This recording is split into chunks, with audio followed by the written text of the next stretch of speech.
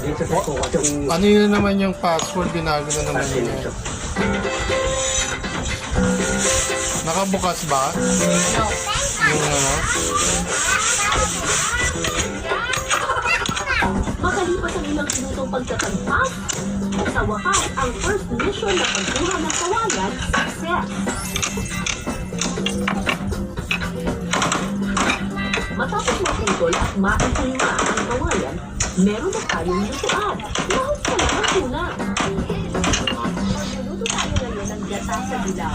Isa itong uri ng ginataang manok, pero ang ginagamit nila, luya ng dilaw. Yun yung pampasarap nila.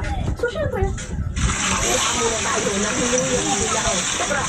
Oy, BJ, baka hindi ka na naman papas bukas? 11:31 na. Ano yung nasa mukha mo?